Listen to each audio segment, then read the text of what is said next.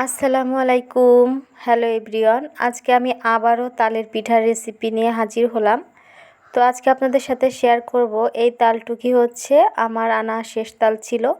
তো এরপর যখন তাল আনা হবে তখন আবার স্টক করা হবে। তো আমি এখানে হচ্ছে সবটুকু তালই নিয়ে নিলাম।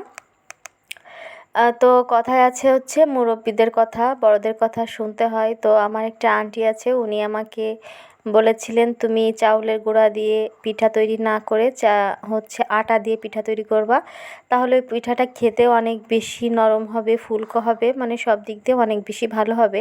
তো আমি তো আগে চাউলের গুঁড়া দিয়েই হচ্ছে পিঠাটা তৈরি করতাম। তো পিঠাটা কিন্তু খুব বেশি সফট হতো না। তো আন্টির কথা বলার পর হচ্ছে আমি এখন সবসময় আটা দিয়েই তৈরি করি।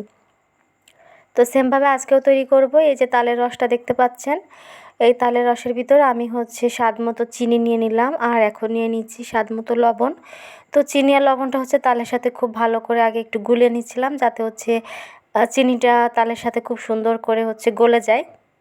তাহলে কি হবে, যখন আটাটা দিব তখন আমার মাখতে একটু সুবিধা হবে। আর পরবর্তীতে হচ্ছে আমি চেক করে দেখব যে মিষ্টির পরিমাণটা কেমন আছে, যে আরও লাগবে কি না।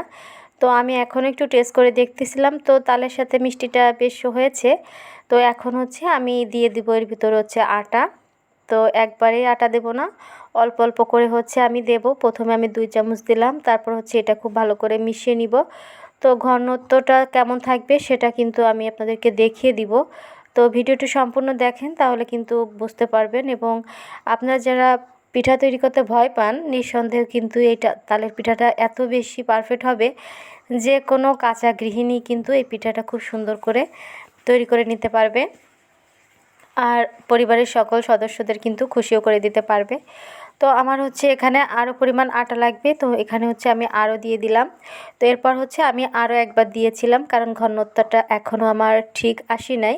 আমি বড়া করার জন্য, পিঠা ভাজার জন্য যে ঘনত্বটা রাখবো, তো সেটা হচ্ছে আমি দেখে আপনাদেরকে দেখিয়ে দেব যে কেমন লাগবে।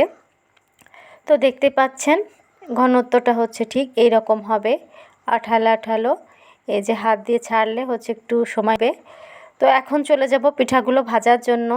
এখানে ভাজার জন্য আমি কড়াইটা গরম করে নিয়েছি, তারপর এখানে তেল দিয়ে দিলাম। আর এই পিঠাটা তৈরি করার সবথেকে মজার বিষয় হচ্ছে পিঠাটা একদমই তেল টানে না। এতগুলো পিঠা বানালাম, তারপরে শেষে কতখানি তেল থেকে গিয়েছে, মাশাআল্লাহ আলহামদুলিল্লাহ। এই জিনিসটা কিন্তু আমার অনেক ভালো লাগে।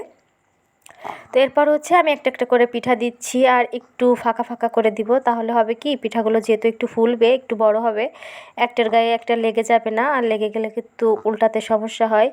আর এই পিঠাগুলো কিন্তু দেওয়ার ফলে নিজে নিজে একা একাই হচ্ছে এত সুন্দর ফুলে ওঠে, একদম অনেক বড় হয়ে যায়, খুবই ভালো লাগে। আর ওই যে একটা কথা আছে আমাদের গ্রামে, আমরা ছোটোবেলায় বলতাম, সুমন্তর একটা কথা আছে, মানে নিমিষেই যেটাকে বলে। তো এই পিঠাগুলো আমার বানাতে একদম সুমন্ত লেগে গিয়েছে, মানে একদম এত সহজ হয়ে গিয়েছে, খুব তাড়াতাড়ি হচ্ছে আমি পিঠাগুলো বানিয়ে নিয়েছিলাম।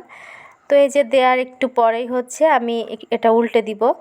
তো কালারটা হচ্ছে আমি খুব বেশি ডিপ, আমি হালকা কালারটাই হচ্ছে রেখেছি, মাঝখানে কিন্তু সিদ্ধ হয়ে গিয়েছে। তো মাঝখানটা যাতে কাঁচা না থাকে সেই অনুযায়ী হচ্ছে আমি ভেজে নিচ্ছিলাম। আপনারা চাইলে কিন্তু আর একটু বেশি সময় নিয়েও ভাজতে পারেন, কিন্তু চুলার আঁচটা সব সময় হচ্ছে লো থেকে হালকা একটু মিডিয়াম আঁচে হচ্ছে এটা ভাজতে হবে পিঠাগুলো। হাই হিটে কিন্তু ভাজা যাবে না, আর একদম লো হিটেও ভাজা যাবে না, তাহলে কিন্তু তেলটা বেশি খেয়ে নেবে পিঠাগুলো। তো ঠিক সেম এইভাবে আমি সবগুলা পিঠাই ভেজে নিব। আর দেখতে এত বেশি ভালো লাগছিল, পিঠাগুলো বানাতেই শুধু ইচ্ছা করতেছিল। যে পিঠাগুলো সুন্দর মতো বানানো হয় সেই পিঠাগুলো কিন্তু বানাতে বেশি ভালো লাগে। তো এই যে আমার পিঠাগুলো হয়ে গিয়েছে, এখন হচ্ছে এগুলো আমি নামিয়ে নিব। আর এইরকম ছিদ্র ছিদ্র হচ্ছে চামিচ দিয়ে নামালে কী হয়, বাড়তি যে তেলটা থাকে ওইটা কিন্তু আর সাথে উঠে আসে না, ওই তেলটা কিন্তু আবারও কড়াইয়ে চলে যায়। তো এই সমস্ত ভাজাভুজি কাজে আমি এই জিনিসটা ব্যবহার করি। তো আপনারাও চেষ্টা করবেন যে পিঠা তোলার জন্য এই রকম চামচ ব্যবহার করতে। অনেকে আছে গোল চামচ ব্যবহার করে, আমি দেখেছি, সেই ক্ষেত্রে কিন্তু এক্সট্রা তেল থেকে যায় পিঠার সাথে। তো আমার প্রিয় প্রিয় আপুরা, জানি না কারা এই পর্যন্ত ধৈর্য সহকারে আমার ভিডিওটি দেখছেন, আমার সাথে আছেন।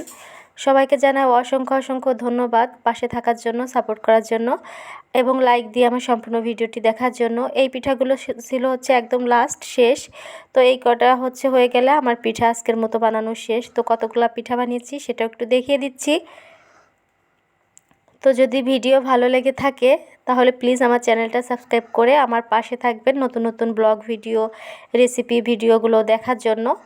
তো আজকের এই ভিডিও আর বেশি বড় করছি না, এখানেই শেষ করছি। সবাই ভালো থাকবেন, সুস্থ থাকবেন। দেখা হবে নতুন কোনো ভিডিওর সাথে। আল্লাহ হাফেজ।